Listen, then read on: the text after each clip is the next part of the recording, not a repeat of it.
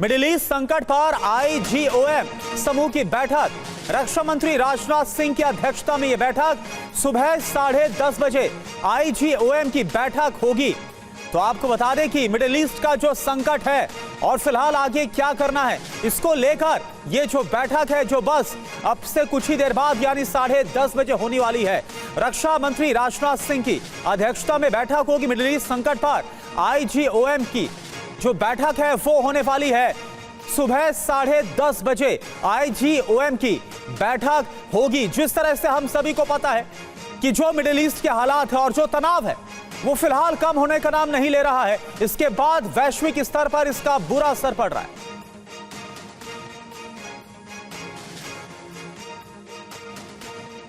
तो देखिए, एक तरफ ये अहम बैठक होने जा रही है, इस पर भी हमारी नजर रहेगी, लेकिन दो फ्रंट पर जंग चल रही है और प्रधानमंत्री नरेंद्र मोदी ने मंत्र क्या दिया है ये आपको बताते हैं। यूक्रेन युद्ध 4 साल 2 महीने से जारी है। ईरान जंग देखिए 72 दिन से जारी है। अभी सीज फायर चल रहा है लेकिन तनाव तो लगातार बना हुआ है। जो प्रधानमंत्री मोदी के 6 संदेश हैं वो क्या है? पहला, 1 साल तक सोना ना खरीदें क्योंकि आशंका है ग्लोबल मंदी की।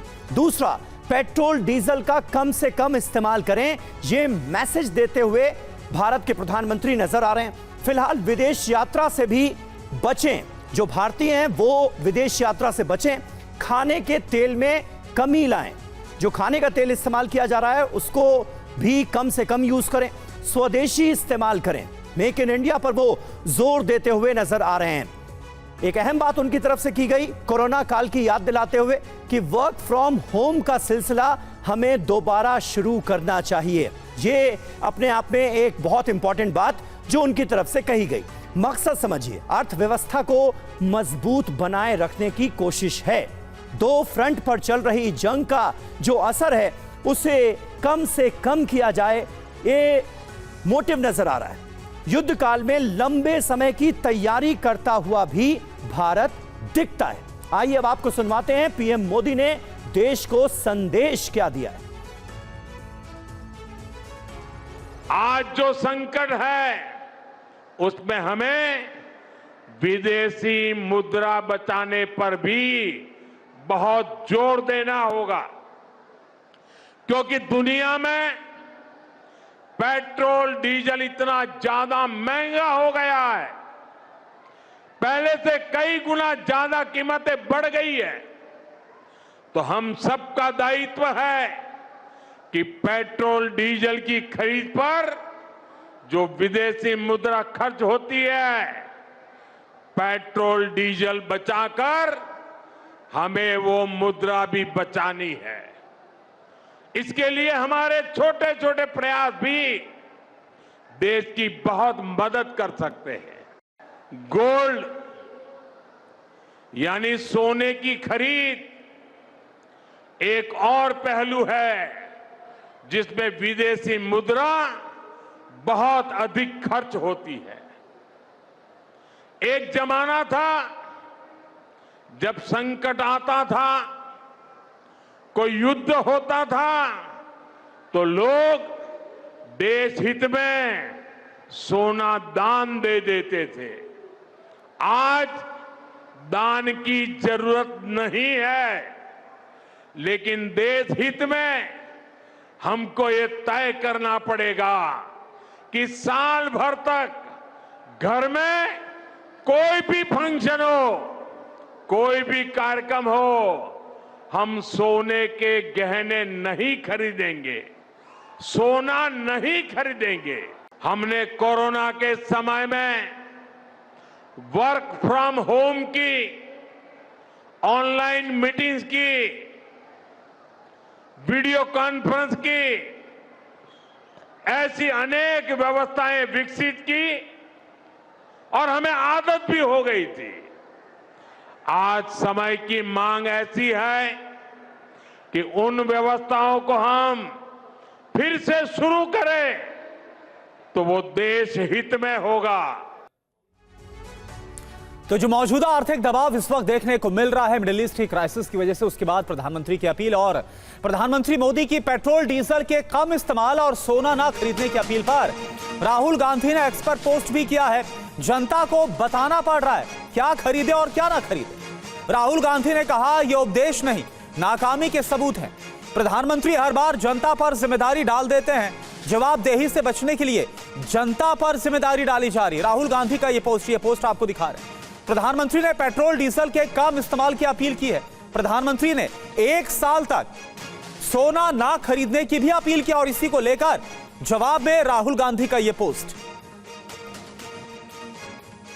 तो देखिए, कुल मिलाकर जो ऑपोजिशन है वो प्रधानमंत्री नरेंद्र मोदी की इस अपील पर आक्रामक नजर आ रहा है। पीएम की अपील पर अखिलेश यादव ने भी पोस्ट किया है, लिखा है चुनाव खत्म होते ही संकट याद आ गया। देश के लिए संकट सिर्फ बीजेपी है, बीजेपी अपनी नाकामी स्वीकार करे। ये अखिलेश यादव की तरफ से कहा गया है ताजा पोस्ट में।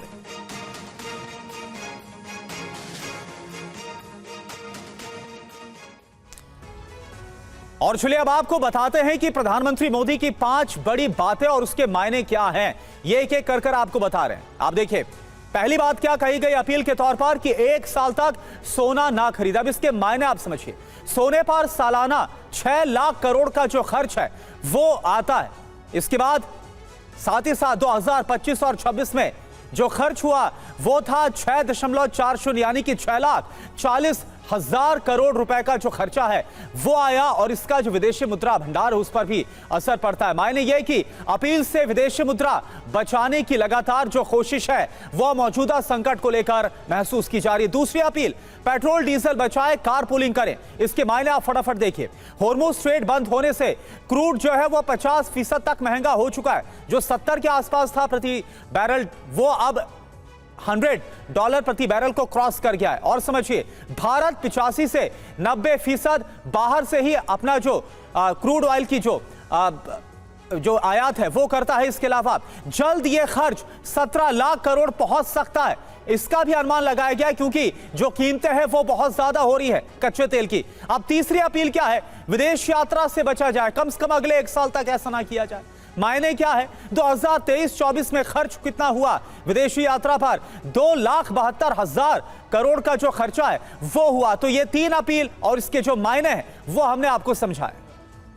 और हमारे साथ इस पैनल में अर्थशास्त्री दीप्ति तनेजा जी भी मौजूद हैं। दीप्ति जी, पहला सवाल जो कि प्रधानमंत्री नरेंद्र मोदी की अपील के बाद देश के हर नागरिक के जहन में है कि अगर इस अपील पर अमल किया जाए तो इससे होगा क्या? खास करके सोना ना खरीदें अगले 1 साल तक, इसकी अपील की गई है। विदेश यात्रा से बचें, यह कहा गया है। वर्क फ्रॉम होम तो फिर भी समझ में आता है क्योंकि पेट्रोल डीजल की कीमतों पर इसका असर पड़ सकता है, जो कुछ हॉर्मुज स्ट्रेट में हमें देखने को मिल रहा है। तो वो तो फिर भी समझ में आता है, लेकिन बहुत सारे ऐसे पॉइंट्स हैं जो लोगों के समझ में नहीं आ रहे हैं। आपके हिसाब से मकसद क्या नजर आता है पीएम मोदी की इस अपील का? नमस्कार आपको भी और सभी को पैनलिस्ट और आपके दर्शकों को भी। अपील का सीधा मतलब, जैसे आपने कहा कि मतलब समझाएं, तो एक शब्द में सीधा मतलब ये है कि अपनी फॉरेक्स को, जो हमारा फॉरेन एक्सचेंज है, उसको रिजर्व को प्रिजर्व करने की बात प्रधानमंत्री मोदी जी ने अपने जनता के आह्वान में की है। क्योंकि आप देखिए, भारत नेट इंपोर्टर है तेल का। सबसे ज्यादा हमारा जो इंपोर्ट है वो हमारा तेल का है, जितना भी इंपोर्ट बिल होता है। तो जो प्रधानमंत्री मोदी जी कहना चाह रहे हैं, वो जो सोना ना खरीदने की बात कर रहे हैं, वो सोना फॉर इन्वेस्टमेंट पर्पस कह रहे हैं। क्योंकि अगर हम देखें, युद्ध शुरू होने से पहले भी सोने के दाम में इतनी ज्यादा 1,62 तक वो पहुंच गया था। तो 1,62,000 जहां सोना पहुंचा हुआ था, तो वो इसलिए हो रहा था क्योंकि सेंट्रल बैंक्स और बाकी लोग भी सोने को एक इन्वेस्टमेंट की तरह देख रहे थे। तो ये प्रधानमंत्री मोदी जी का जो अब आह्वान है कि आप सोना ना खरीदें, तो वो रिटेल बाजार से ज्यादा इन्वेस्टमेंट की बात कर रहे हैं। और जो उन्होंने तेल की भी बात करी है कि खाने के उसमें तेल का कम इस्तेमाल करें, क्योंकि भारत वो तेल जो है वो भी हम नेट इंपोर्टर हैं। तो ये फॉरेन एक्सचेंज रिजर्व को प्रिजर्व करने की बात है, क्योंकि हालांकि हमारा जो रिजर्व है बहुत अभी कंफर्टेबल स्टेज पे है। $716.81 बिलियन का हमारा रिजर्व है, लेकिन ये युद्ध के 72nd डे पे अब हम पहुंचे हुए हैं और हॉर्मुज अभी खुलने का कोई अंदेशा लग नहीं रहा है। तो ऐसे में ऑलरेडी $11 बिलियन का जो रिजर्व है वो इंपैक्ट हो चुका है स्टेबलाइजेशन पॉलिसी के तहत। तो इसके चलते जनता को सीधा सीधा आह्वान प्रधानमंत्री मोदी जी ने किया है कि आप बाहर ना जाएं, इन्वेस्टमेंट के लिए सोना ना खरीदें, और जिस भी तरीके से आप रिजर्व बचा सकते हैं फॉरेन एक्सचेंज उसको बचाइए, ताकि हम तेल का जो है उसके ऊपर फोकस रख सकें, बिकॉज उसके बिना तो कोई भी पॉसिबिलिटी नहीं है भारत के परिप्रेक्ष्य में। ठीक है, तो कुल मिलाकर प्रधानमंत्री की तरफ से जो अपील की गई, और क्या वाकई में व्यवहारिक तौर पर ये जो अपील है इसका असर देखने को मिलेगा, कई बड़े सवाल हैं। बिल्कुल सही बात है। और देखिए, आज सोमनाथ स्वाभिमान पर्व है, तो हम आपको लिए चलते हैं वाराणसी, जहां मौजूद हैं इस वक्त सीएम योगी आदित्यनाथ और साथ ही साथ उत्तर प्रदेश की राज्यपाल आनंदीबेन पटेल भी तस्वीरों में नजर आ रही हैं। उनके साथ ये काशी विश्वनाथ की तस्वीरें, वाराणसी से लाइव तस्वीरें आप देख रहे हैं। सोमनाथ संकल्प महोत्सव का आयोजन किया गया है दरअसल काशी में।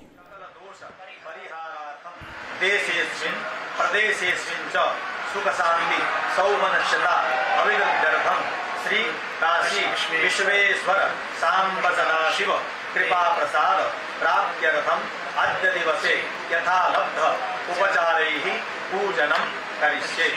तत्कादो निर्विघ्नता सिद्ध्यर्थं गणेशां विग्रहो ध्यानं स्मरणं च करिष्ये। गणपति ध्यानम् ओम महागणानां त्वा गणपतिको हवामहे प्रियाणां त्वा प्रियपतिको हवामहे निधिनां त्वा निधिपतिको हवामहे वसो मम तो ये तस्वीरें आपको दिखा रहे हैं सोमनाथ स्वाभिमान पर्व को लेकर कई अलग अलग जो कार्यक्रम हैं वो आज आयोजित किए जा रहे हैं। और ये तस्वीरें आपके सामने काशी से, जहां पर मुख्यमंत्री योगी आदित्यनाथ पहुंचे हुए हैं और राज्यपाल आनंदीबेन पटेल।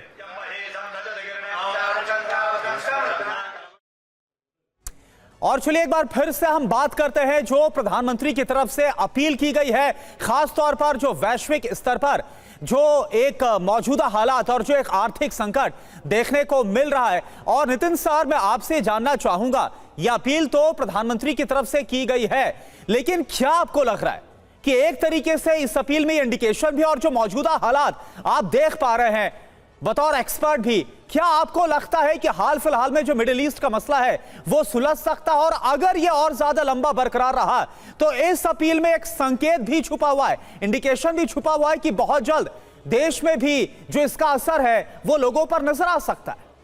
देखिए, आज 72-73 दिन हो गए हैं इस युद्ध को चलते हुए, और अभी तक हमने इसको बड़ी अच्छी तरीके से टैकल किया है। हमारे यहाँ तेल की कीमतें अभी बड़ी नहीं हैं।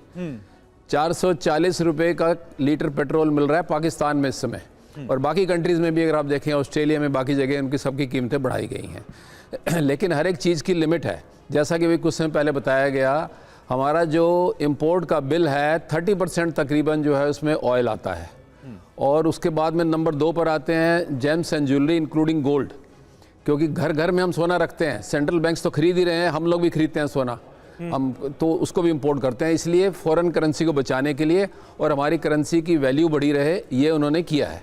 देखिए, इसमें 2 बातें हैं जो आपने मेरे से पूछा स्पेसिफिक क्वेश्चन, कि इकोनॉमी अगर हमारी स्टेबल रहेगी तो थोड़ा शांति इंटरनली बनी रहेगी। हमारे लिए सबसे बड़ा चैलेंज जो है वो इंटरनल सिक्योरिटी को बना करके रखना, क्योंकि इसके जो इम्पैक्ट हमारे पर होते हैं जब इकोनॉमिक कंडीशंस ख़राब होती हैं, और जैसा कि कई बार हमारे अपोजिशन भी इतना सपोर्टिव नहीं है, वो भी मौका ढूंढते हैं कि कहीं ना कहीं किसी चीज़ का आंदोलन कराया जाए। तो इसलिए प्रधानमंत्री जी ने और हमारी सरकार ने एक बड़ा अच्छा प्रोएक्टिव मेज़र लिया है कि हम अपनी फॉरेन करेंसी को बचा कर रखें। हम उन मेजर्स को अभी से शुरू कर दें, और जो इसमें एक इम्प्लिसिट बात यह है कि उनको भी ये दिखाई दे रहा है कि ये युद्ध थोड़ा लंबा चलने वाला है।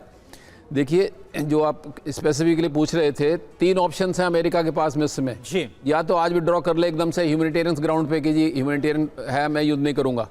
नंबर 2, वो स्टेट ऑफ होमरेज में बैठा रहे और इसको इकोनॉमिकली जो है इसको टाइट करे, ताकि आस्ता आस्ता समय के साथ साथ ईरान पर प्रेशर बनेगा, इंटरनल प्रेशर, और अपने आप वो सरेंडर कर देगा।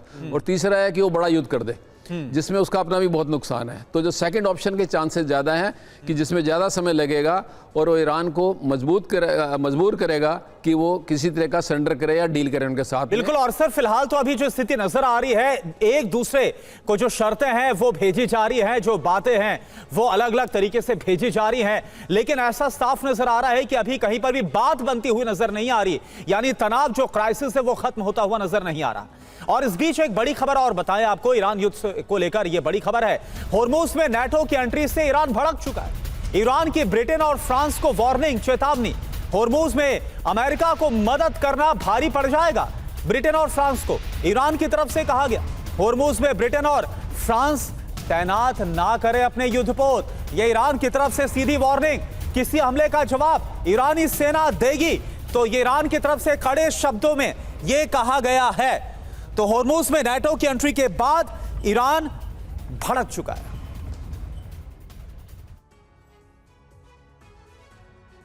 तो आप देखिए, जो ईरान की तरफ से चेतावनी है, जो धमकी है वो क्या, और इसके संकेत मायने समझिए।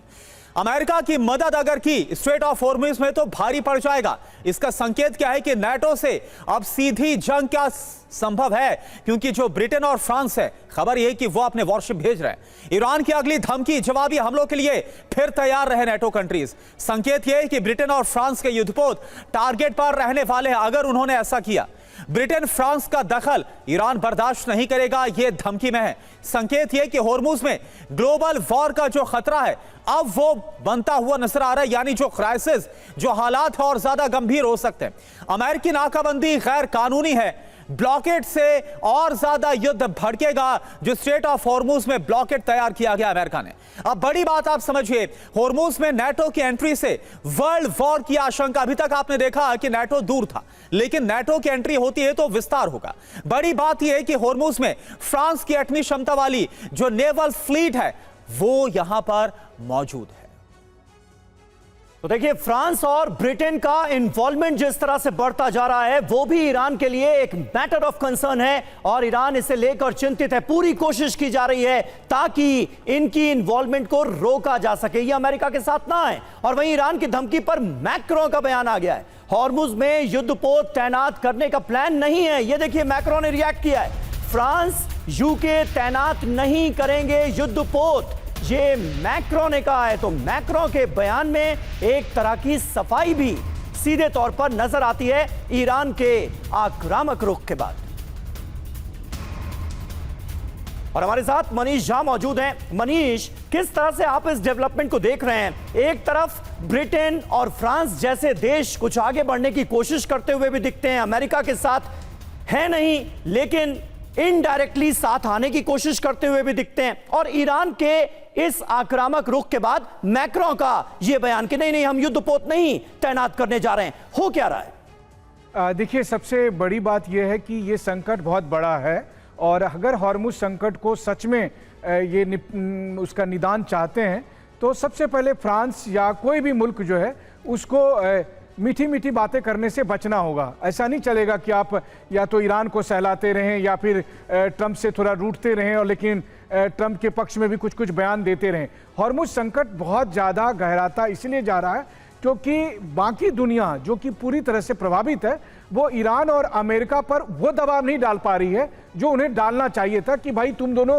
लड़ रहे हो और तुम्हारी कीमत पूरी दुनिया चुका रही है। आज की तारीख में हो यही रहा है। ऐसा नहीं है, 28 फरवरी को ये जंग शुरू हुआ और आज हम 11 मई को बैठे हुए हैं, लेकिन बाकी दुनिया सिर्फ डिफेंसिव मोड में है कि अच्छा ठीक है, कैसे हम अपना काम चला लेते हैं, ईरान से बात करके 2 जहाज निकलवा लेते हैं, अमेरिका से ये बात कर लेते हैं, वेनेजुएला से ये तेल मंगा लेते हैं। पूरी दुनिया को ये कहना होगा, अमेरिका और ईरान को, कि आपकी जिद की वजह से आज बाकी दुनिया को तमाम तरह की मुश्किलों का सामना करना पड़ रहा है और इसके जिम्मेदार कोई और नहीं बल्कि आप दोनों हैं और आप दोनों को 28 फरवरी से पहले। बिल्कुल। और ये मनीष, आपने बड़ी बात कही कि अब दुनिया भर में जो बाकी ताकतें हैं, जो बाकी देश हैं, उनको भी प्रोएक्टिवली कहीं ना कहीं इस पूरे मामले को कैसे जल्द से जल्द सुलझाया जाए, सॉल्यूशन क्या हो, इस पर काम करना होगा। एक और बड़ी खबर, होर्मुज पर और टकराव की आशंका बढ़ रही है। ईरान ने होर्मुज में पनडुब्बी तैनात कर दी है। दुश्मन शिप की निगरानी, हमला मकसद है। टारगेट पर यूएस इजरायली जहाज।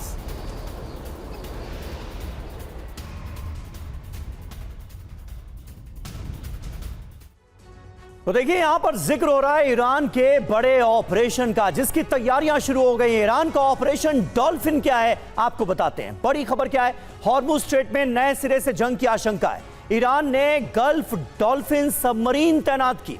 रणनीति देखिए, दुश्मन के जहाजों की निगरानी की जाएगी इसके जरिए। हॉर्मुज से गुजरने वाले जहाजों को यह ट्रैक करेगी। जरूरत पड़ी तो दुश्मन जहाजों पर हमला भी मुमकिन है। टारगेट पर हॉर्मुज में अमेरिका और इजराइल के जहाज रहेंगे। यानी एक बड़ी और आक्रामक पहल ईरान की तरफ से की गई। बिल्कुल। अब देखिए पर्दाफाश क्या है, कैसे इसका पर्दाफाश हुआ। ईरान की कुछ पनडुब्बियां सतह पर आई थी, वॉर ड्रिल के बाद सबमरीन गहराई में चली गई।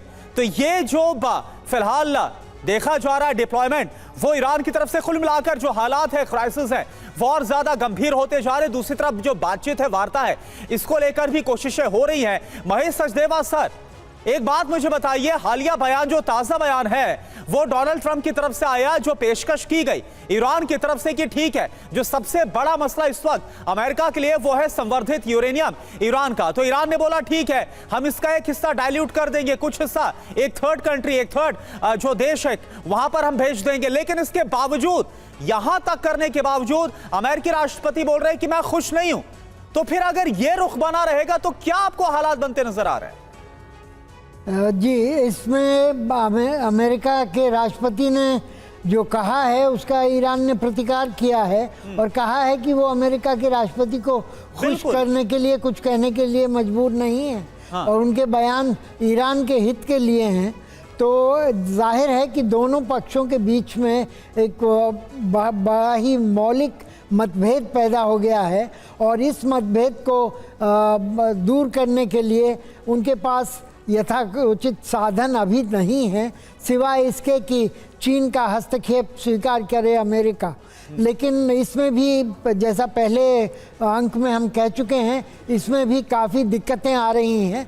तो लगता यही है कि जैसा मनीष जी ने कहा कि दूसरा विकल्प के लंबी अवधि तक प्रतिबंध खाड़ी पर लगाए रखे जाएं, वो वही एक विकल्प बचता है। और इसके एवज में तेल के दाम और गतिरोध तेल की सप्लाई में और एलएनजी की सप्लाई में जारी रहेगा और यहाँ पर जो असुरक्षा की वजह है वो कायम रहेगी। और इसको लेकर के मेरे ख्याल से आशान्वित होना गलती होगी और यही प्रधानमंत्री जी ने भी अपने संदेश में दोहराया है। तो इस अवस्था में मेरे विचार में ट्रंप साहब को कुछ और कदम उठाने के लिए मजबूर होना पड़ेगा। सैनिक विकल्प उनके सामने नहीं है, जैसा मैं कह चुका हूं, वो पहले ही युद्ध को टर्मिनेट कर चुके हैं। और दूसरी तरफ अमेरिका में चुनाव के लिए 6 महीने से कम का समय बाकी रह गया है। बिल्कुल। तो उनको कोई और साधन ढूंढने होंगे किसी और तरह से, और इसके लिए वो कतर का इस्तेमाल कर रहे हैं या और देशों का इस्तेमाल करेंगे पाकिस्तान को छोड़ करके। ठीक बात है सर, लेकिन जो सेंटिमेंट है वो लगातार नेगेटिव बना हुआ है और दुनिया भर के बाजारों पर इसका असर पड़ते हुए भी हम देख रहे हैं। डोनाल्ड ट्रंप ने देखिए इस बीच नेतन्याहू से फोन पर बात की है। ईरान से टकराव के बीच दोनों नेताओं की चर्चा हुई है। ट्रंप और नेतन्याहू के बीच बातचीत हुई है। प्रस्ताव पर ईरान के जवाब पर चर्चा हुई। ट्रंप ने सोशल मीडिया प्लेटफॉर्म पर इसकी जानकारी दी। नेतन्याहू से मेरी बहुत अच्छी बात हुई है, यह कहा गया है ट्रंप की तरफ से।